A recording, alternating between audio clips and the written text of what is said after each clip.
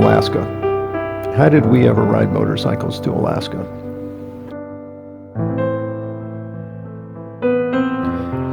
We've always had motorcycles. But there's a difference between riding dirt bikes and riding to Alaska. We spent many times where we'd take the family, load up the dirt bikes or the ATVs onto the trailer, and go spend the night somewhere. That was fairly common when our daughter was young.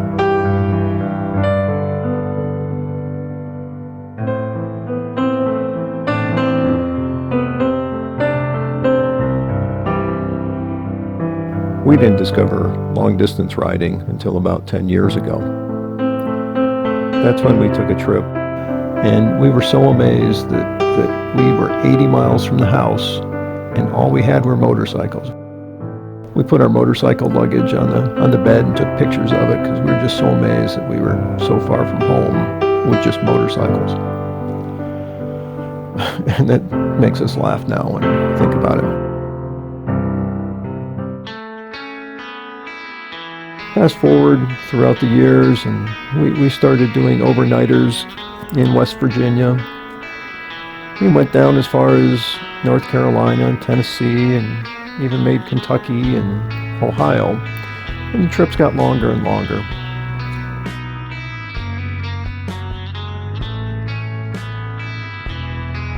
We decided to tour all the New England states. That was a really big deal for us. That was a long way to go, and we hit every state in New England. It's a great trip.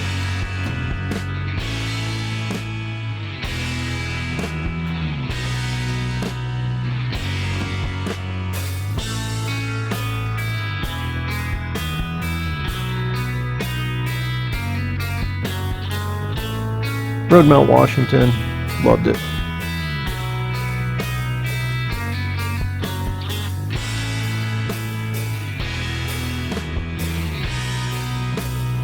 Loved Alaskan Highway.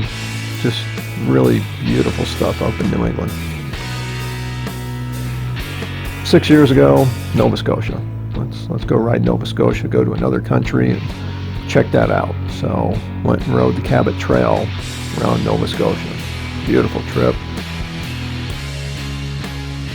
Next up, Newfoundland. That was a fun one where we had to take a ferry for 16 hours to get to Newfoundland and ride around. Just a beautiful place. And then take another 6-hour ferry home from a different part of Newfoundland back to Nova Scotia. Then a couple years ago, we decided to ride out west. Well, New Mexico, Colorado, Utah, Wyoming. That was a great ride till it ended with me hitting a deer while I was doing about 75 miles an hour. Totaled the motorcycle. I managed to stay up, but the deer did enough damage to the bike that the insurance company totaled the bike. But overall, that had been a fantastic trip. And unfortunately, the deer cut it short at mile 5,222, but still one of the best trips we've ever done. If you ride an adventure bike in North America, most likely you've thought about going to Alaska. It seems to be the thing to do that everybody dreams about doing, but it's always off in the future. The trip actually started with my wife and I trying to decide what are we going to do for our 30th anniversary trip. We decided we'd go to Glacier National Park, a place that we've been told is just absolutely stunning, and we didn't make it there a couple of years ago when we rode out west, so thought that'd be a good place to go. So started telling people at work we're going to Glacier National Park. Somebody said, well, if you're going to Glacier, you have to go to Banff. I have no idea what Banff is, never heard of it. So get on Google, look it up, look at the pictures. Yeah, Banff looks like a beautiful place to go, and it's not that far from Glacier, so let's go ahead and do Banff too. So that was the plan. We're going to Glacier, then we're going to Banff. Well, started looking at the map. Banff really isn't all that far from Alaska when you look at the very southern tip of Alaska. It's only about 600 miles away. We're going to ride all the way from Virginia to Banff. It'd be wrong not to just hop over and touch Alaska to say, hey, we rode Alaska. And, just go, little town of Hyder there. We could go hit Hyder and say, yep, we've ridden Alaska. So, okay, we can do that. It's going to take a lot of time, but we can make that. We can do Glacier, go to Banff, touch Alaska, and home. Got a plan in place. Started thinking about that plan. Yeah, it doesn't really work. I mean, if we're going to go touch Alaska, how about if I say it's our 30th anniversary, I actually take 3 weeks off from work and we go ride Alaska. We wouldn't have enough time to get home, but we could go there and ship the bikes home and actually go and ride Alaska. So, okay, change of plans. We'll go to Glacier National Park, we'll go to Banff, we'll go ride around Alaska, and then we'll ship the bikes home. That should be fine. We'll do that.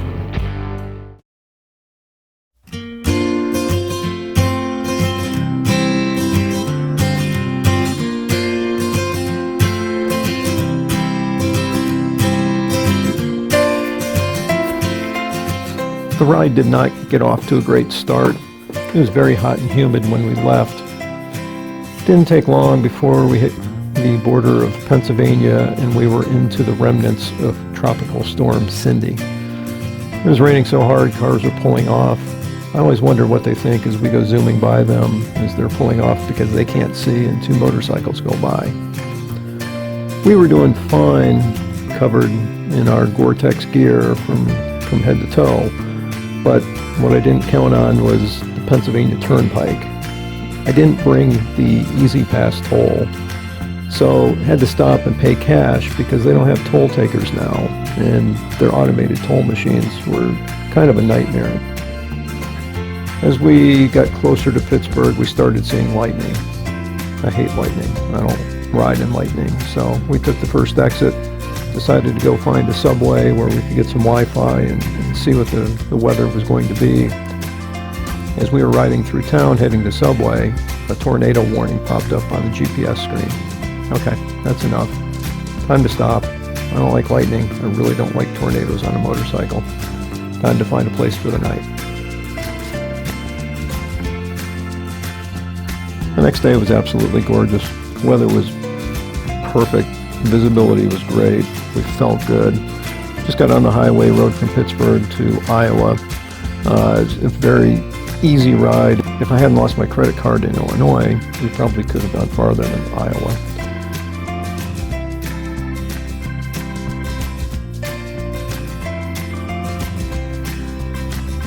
One of my favorite things about long distance riding is all the people you meet along the way.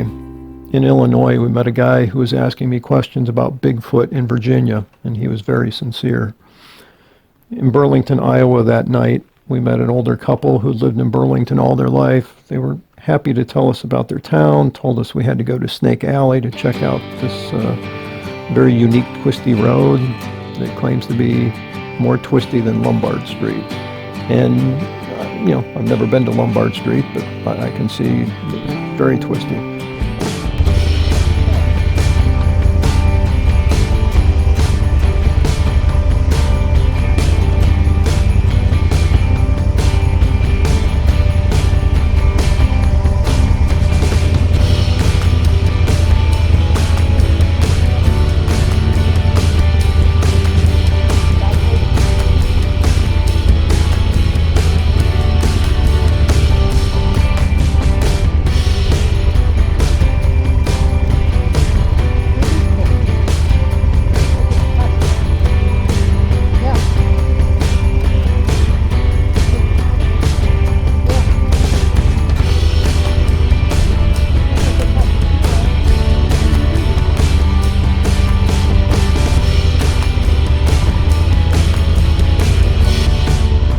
Once again, we ended up meeting a couple of guys who were tremendously helpful when Sherry accidentally dropped her bike.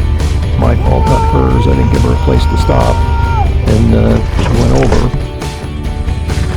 Yeah, I just did my best.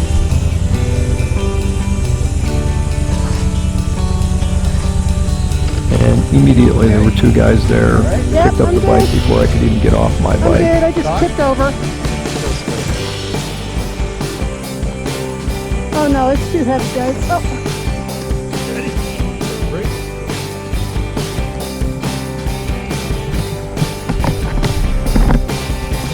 Thank you so much. Yep, I just put my foot down and slipped. Well, that Britain slipped. They helped us get it to where it needed to be and told us about the road, told us about town. The people you meet are just fantastic. I put my foot down and my foot slipped on a pebble or something and whoop. Crash bars do a great job. I was worried about your leg being pinned underneath one of them pegs. That would hurt. Well, I'm glad you're here. Thank you very much. Thank you so much. Appreciate That's it. a long ride for such a short ride. Virginia. You guys are Heading to Alaska. really? Did you guys found out about this? We were in a restaurant last night, and the local was telling us, so you're going to come check this out. And I'm glad he did. Here in town? Yeah. So yeah, you want to take a picture of the history of why it was made. Oh, excellent idea. You know why it was made? Fire horses.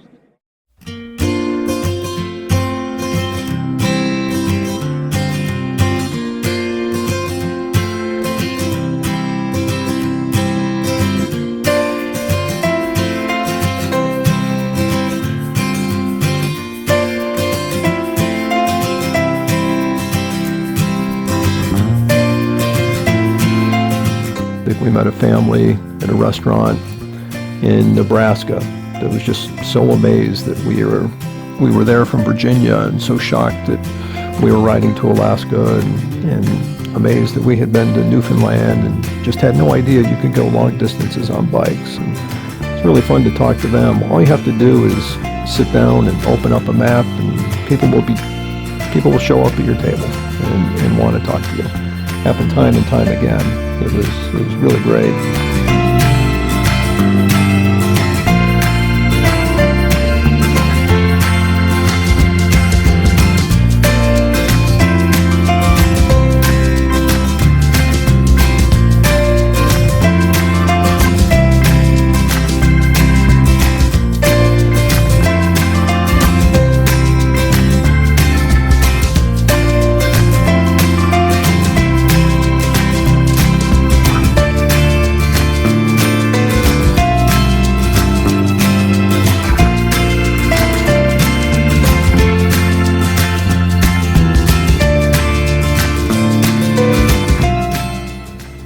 As we rode from the Grand Tetons to Yellowstone, the sky opened up with a painful hailstorm.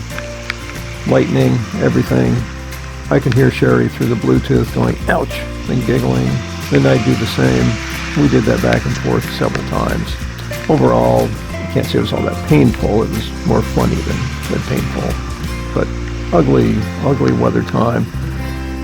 We stopped at Old Faithful to have lunch, and as we were leaving, we heard the rangers were telling everyone to get back inside because of a massive thunderstorm that was coming. So we went inside and spent another hour inside as the storm passed by.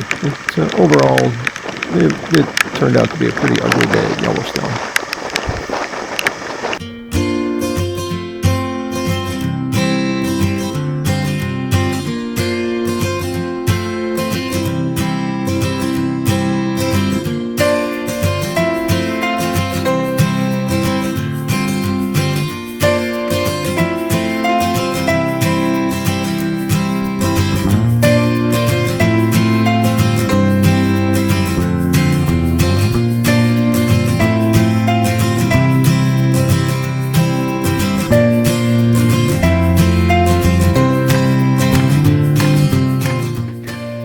Glacier National Park, the original goal of this entire trip. It's impossible to overstate the beauty of Glacier. It is truly stunning at every turn.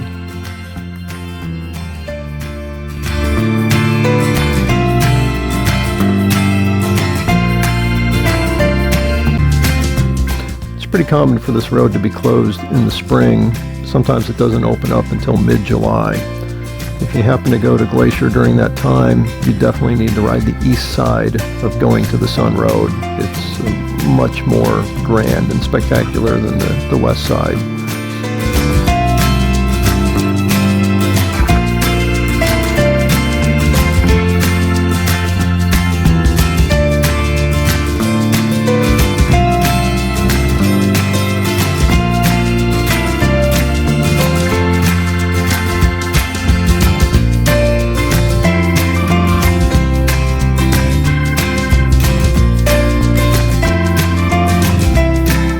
One thing we did after Glacier was we stopped at Hungry Horse for the night, and we didn't realize it until we got home and started watching Long Way Round, and we realized that we stayed at the same hotel as Charlie and Ewan when they went through the guessing game of what town are we in, and they finally came up with Hungry Horse.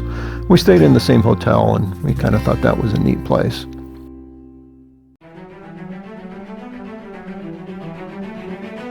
On to Banff.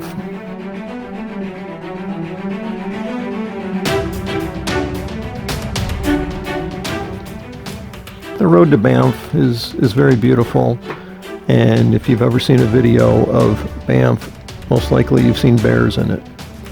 We were riding along and I noticed a couple of cars in front of us had pulled over to the side of the road, so we did too and looked down and saw this bear here. The picture doesn't do justice to just how close the bear felt like it was. Every time it looked at me, I just jumped. It sent a shockwave through my body every time the bear stopped and looked.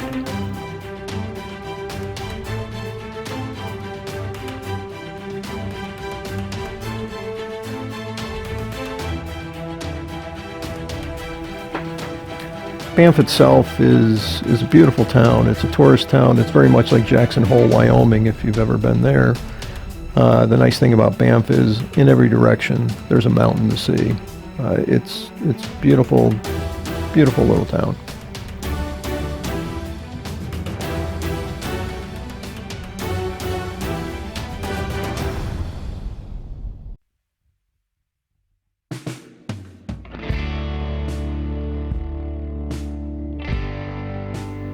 Leaving Banff, the highway is lined with fences, and that's nice, but what they've done is they've built these overpasses that are, you can't drive a car across them. They're just overpasses for the wildlife to get from one side to the other of the fenced highway, which is really nice because you know nothing is going to jump out in front of you.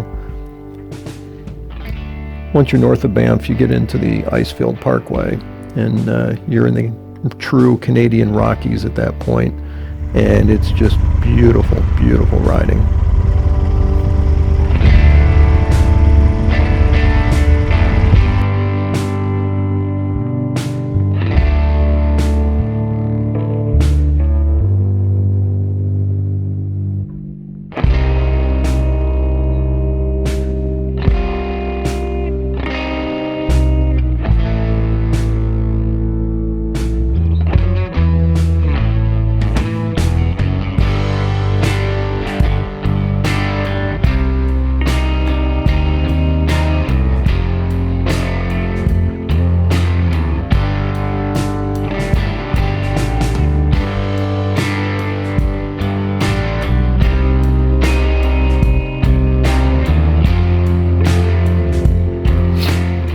These were the glaciers from the Columbia Icefield along the Icefield Parkway.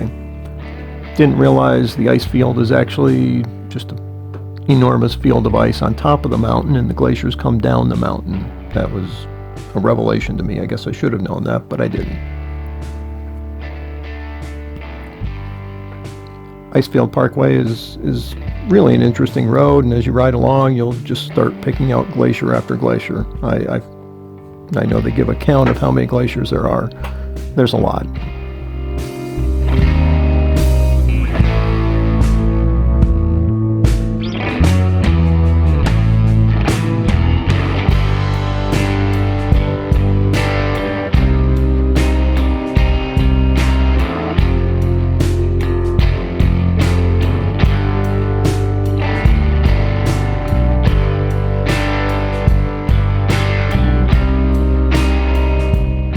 We spent the night in Dawson Creek. The next morning, we took the obligatory picture with the Alaskan Highway. Everything changed at Dawson Creek. Up until now, when you tell people you're going to Alaska, they're amazed and find it hard to believe. Now everybody just expects you're going to Alaska.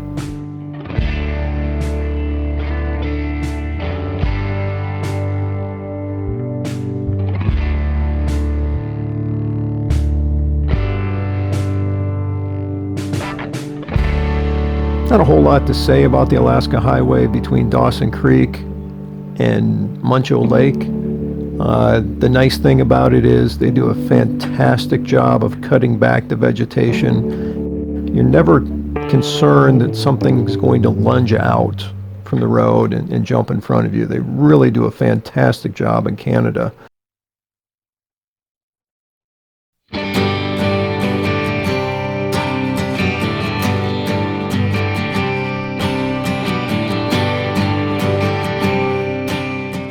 We definitely saw the most wildlife between Muncho Lake and Watson Lake. Every few miles there'd be a black bear, there'd be buffalo. There were constant buffalo between Muncho Lake and Watson Lake. A lot of black bears, saw 5, 6 black bears, maybe more. Saw 20, 30 buffalo. When we pulled into the hotel at Watson Lake, I was a little concerned about all the bears we had seen, so I asked the person behind the counter if I needed to worry about my side cases, which had had food in them throughout the years. The person behind the counter just looked at me and said, "Sir, bears don't come to town." Okay, I feel stupid now. Thank you.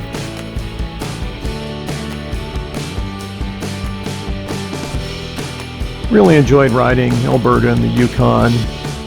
The one thing that Sherry hated about it, they had metal grate bridges that just, the bottom is not pavement, it's a metal grate. And when you ride across it on a motorcycle, it moves you around pretty good and gives you a decent shaking, and she didn't care for it at all. They had some signs showing a motorcycle getting all squirrely, and she just really hated it.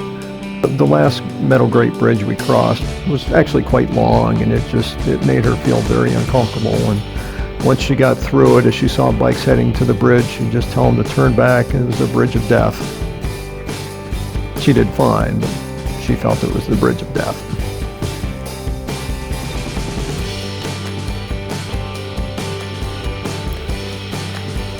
Watson Lake is also the home of the Signpost Forest, which is basically at the end of the parking lot from our hotel. I had missed the sign getting into the Yukon the night before, so I grabbed Sherry's bike and rode down to that sign, took a picture, then rode over to the Signpost Forest.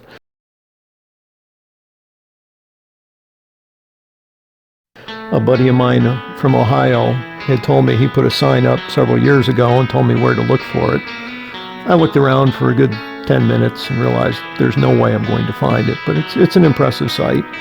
It was an impressive sight when I got to see it twice when I left town and rode for about 5 minutes when I realized I didn't turn the key in, and so we had to turn around, ride past the Signpost Forest again to drop off the key, and then see it yet again as we left town.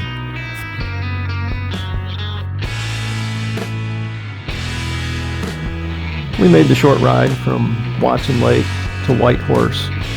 We stopped at a McDonald's just to get a quick lunch, and we both realized we were wiped out and just tired. And we hadn't ridden very long that day, but we were just exhausted. So we decided to take a short day, find a hotel downtown Whitehorse. First thing we did is we unloaded the bikes and took a nap. And we got up and walked around the town.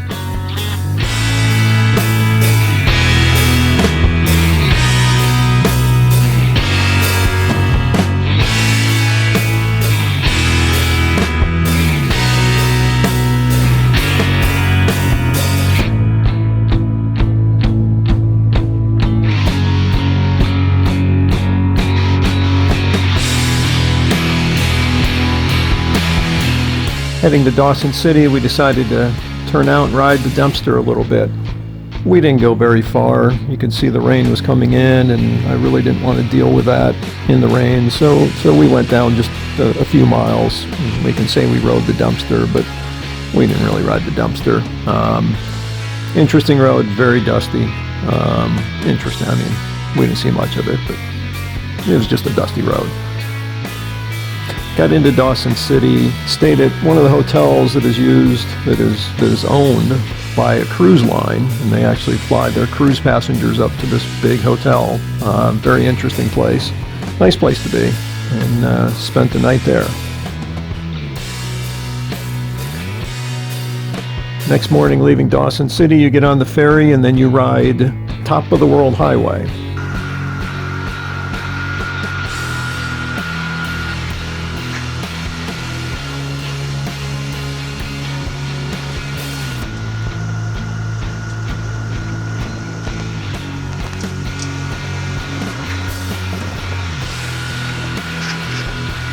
Top of the World Highway, which is a dirt road from Dawson City to Alaska.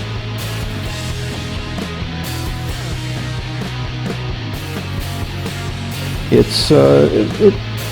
wasn't all that spectacular. It was nice, but it really reminded us both of the Blue Ridge Parkway, where you're just riding along the tops of these mountains. Actually, I think the Blue Ridge Parkway is probably a little bit nicer.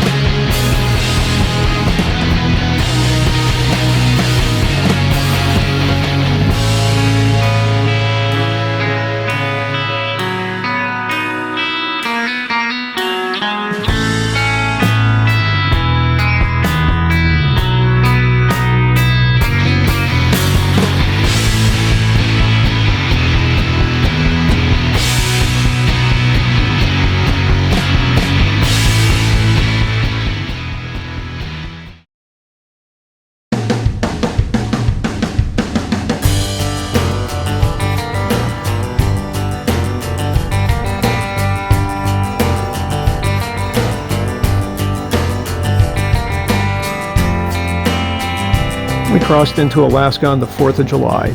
Really felt good to be back home in the USA, and doing it on the 4th of July just felt even better. The road between the border and Chicken was actually fun. It just seemed like a more fun road than Top of the World. I really enjoyed it and had to go off and play a little bit.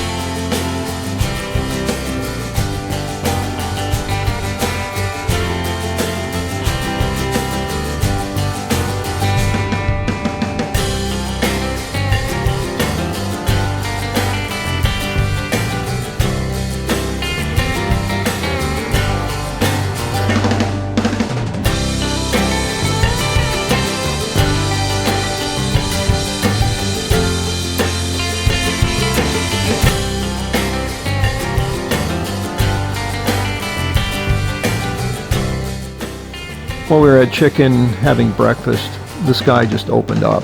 It just was a downpour.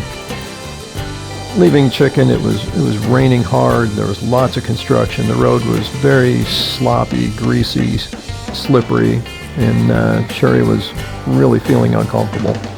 I took one line and I told her real fast, "Don't follow me, whatever you do," because I was just sliding all over the place. And so I had to get out of the section I was in, and apparently I cut right in front of her, and I was going slow. I wasn't going all that fast, and I just heard her say, "You better get out of my way." So I did, and I took off.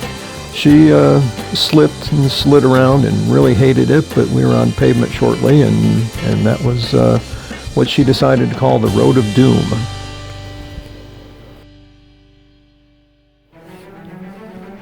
After riding all the way from Dawson City, I made a big mistake when we got to Fairbanks. I wanted to look up at Livengood just to see if maybe they had some cabins we could rent so we'd be that much closer to the Arctic Circle when we rode the Dalton tomorrow. So we rode past Fairbanks all the way up to Livengood. There was some loose ground up asphalt that really moved you around, and Sherry was very uncomfortable riding up to Livengood and didn't like that ride at all, and wasn't great when we got all the way up there and found out there was nothing.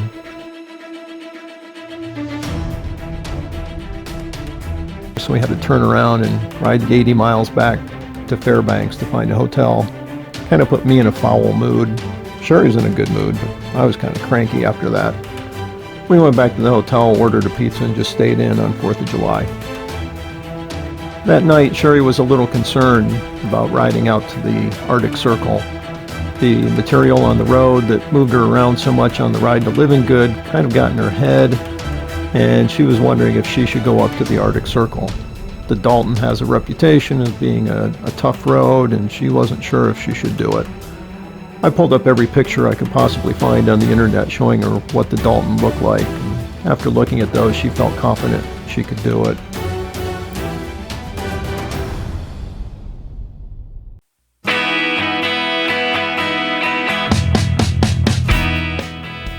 The next morning, we headed out to hit the Arctic Circle.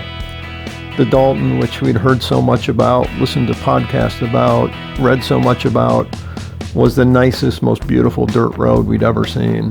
And more than half of it, I think, was paved, but the dirt road sections were just wide and beautiful and wonderfully maintained. Just a great road. Had a nice ride out there, really enjoyed it.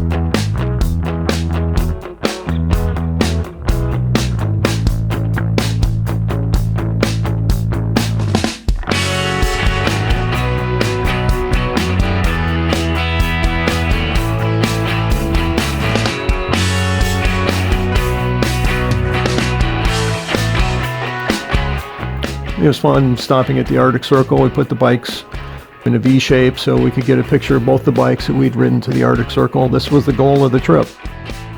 A husband and wife pulled in their Jeep and took one look at the bikes and said, "Could you move those so we could take a picture?" And I said, "Be happy to. Would you take a picture first?" And she was so accommodating. "Oh yes, absolutely." She'd be thrilled to take a picture for us. So we talked to them. They were from Texas. They'd driven up and just really enjoyed talking to them. Once again, meeting great people on the road.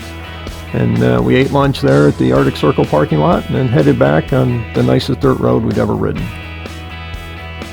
The Dalton, even though it was a long day, it was just a beautiful ride day out there, beautiful ride back. It just, the part of the road between Livengood and Fairbanks that had very bothered Sherry the day before, she forgot all about it and just enjoyed the ride. It was a wonderful ride day. Really, really terrific.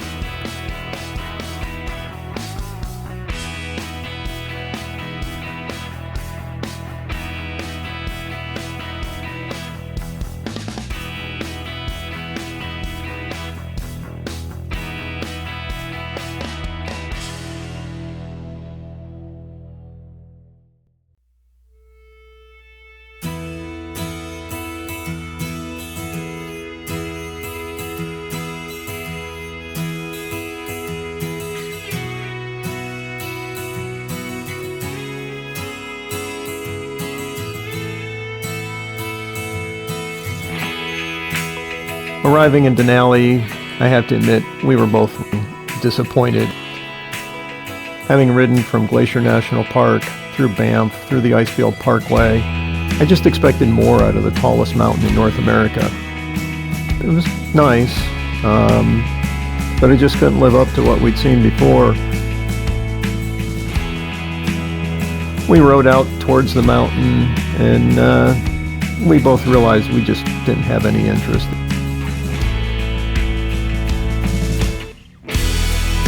So we decided to head out and head south.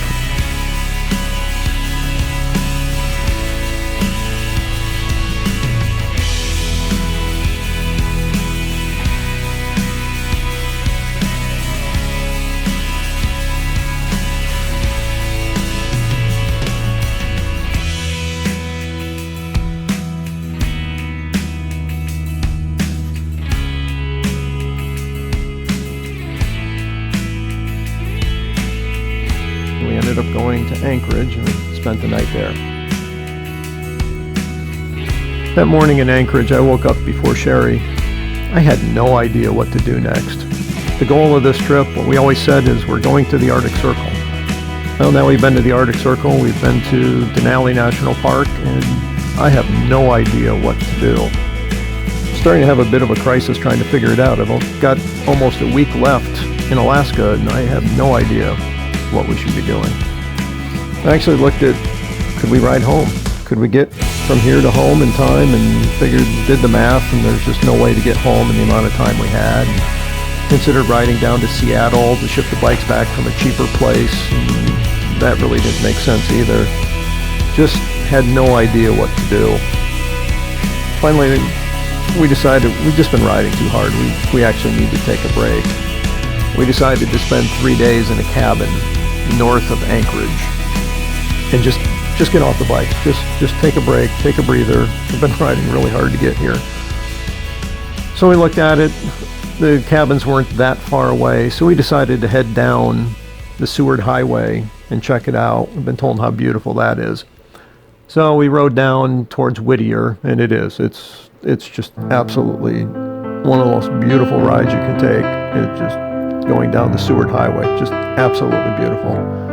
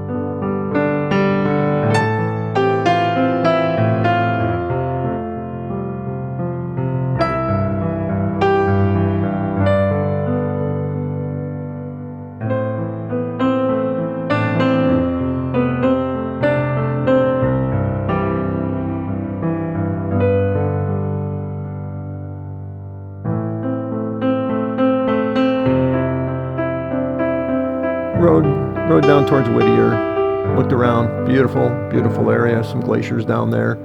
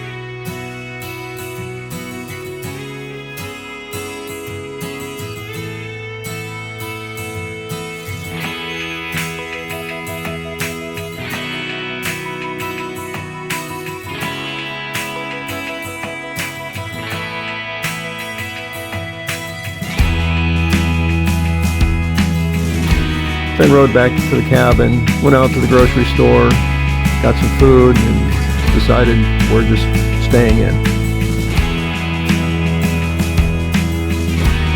Next day in the cabin, got up late, slept in late, didn't get changed out of what I was wearing to bed that night. It rained all day long. I didn't care. Sherry didn't care. We had a cabin, we had a big bathroom, we had a washer dryer. Sherry was happy with that. We didn't do a thing. The most ambitious thing I did that day was open the door and said, yep, it's raining. Closed the door and sat there and watched TV. The next day, that was enough. I was ready to go and do something. Sherry wanted another day of taking a break, so I jumped on the bike and headed out to a glacier.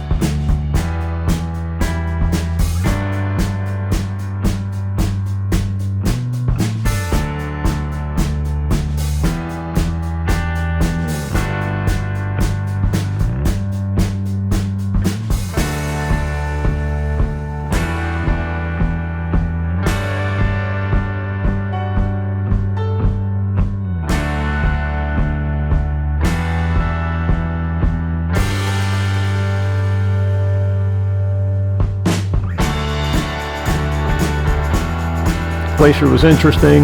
I think it cost $30 to ride down to the glacier. Really worth it. You just go, you park close to the glacier, you walk out on their interesting walkway to get there, and then you can walk around on the glacier as much as you want. Very interesting. Glad I did it. Really enjoyed it. A nice relaxing ride. And went back to the cabin last night.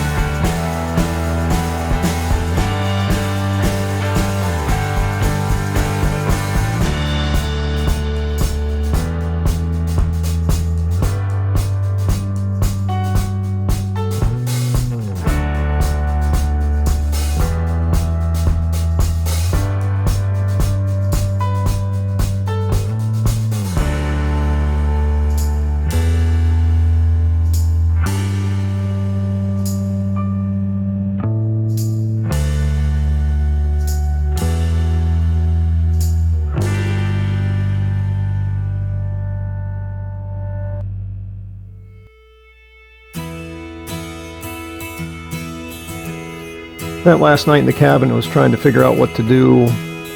I've been looking at what else was down on the peninsula, and there were a number of volcanoes that you could allegedly see if you went to the west coast of the peninsula. While researching those, I also found the westernmost point you could drive to on the North American highway system. Oh, got to see that. We've gone all this way. We have to hit that. So, decide we're going to go to Anchor Point, which is the westernmost point. Boy, was that a mistake. We were stuck behind endless RVs that were slow and actually surprisingly didn't give a lot of opportunities to pass. It was a long road. It was very uninteresting, and just getting there we missed the turnoff for Anchor Point. We kept going and we had to find a place for Sherry to turn around, and we got separated. It was a miserable day. And then riding back from there to Seward, you couldn't get us off the bike fast enough. We were so ready to take a break.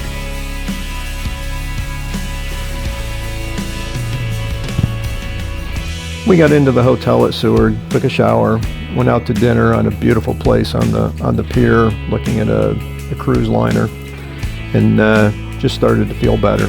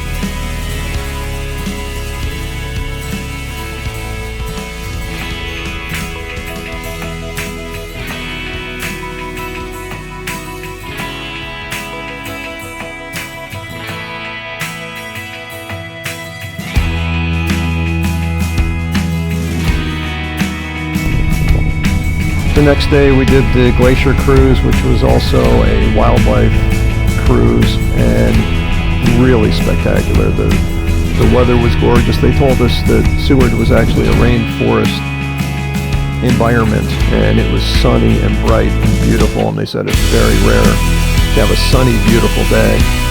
We had lots of luck seeing humpback whales. We saw the seals. We saw the glacier. It was just a really nice cruise. Really enjoyed that a lot.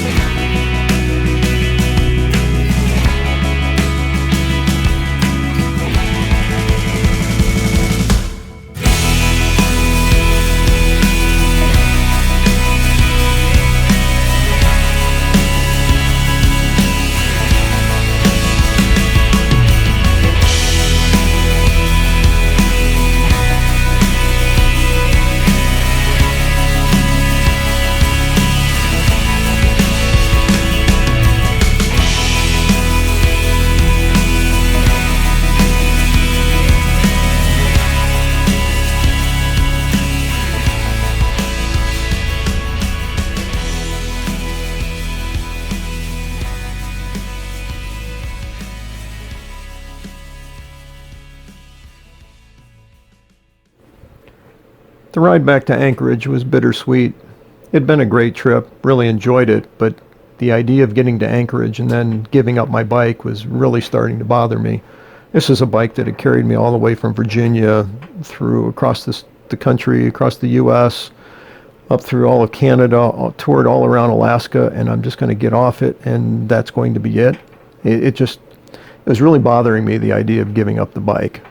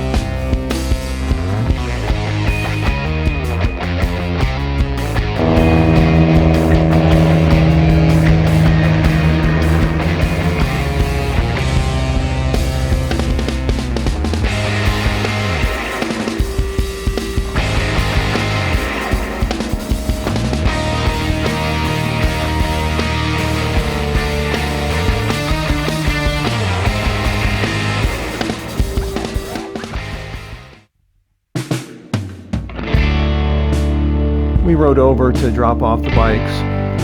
I was very impressed with the shipper we had picked. Really enjoyed talking to the owner, talked to him for quite a while. Nice guy, him and his wife own the place, and just terrific people. I wouldn't hesitate to use them again. I knew they were going to take care of the bikes.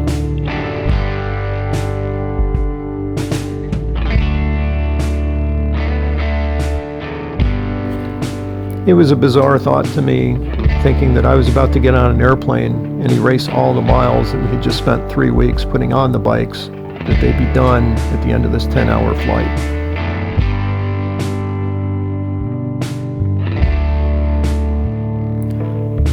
When we landed at Dulles Airport at 4:30 in the morning, our daughter was parked right in front of the airport.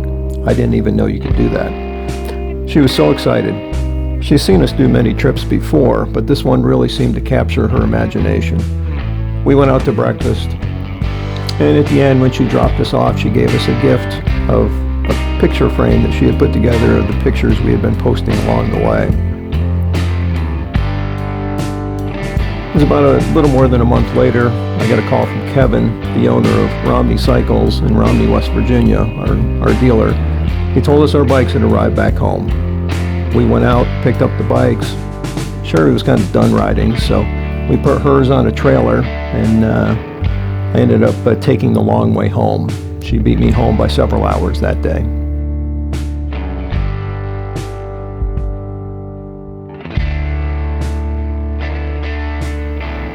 Overall, fantastic trip. It's the longest Sherry and I have ever spent together. I don't think we've ever spent 3 weeks together. Happy to say that went very well. We saw just beautiful things. We really enjoyed the time together. Really enjoyed the trip. Overall, just a fantastic ride.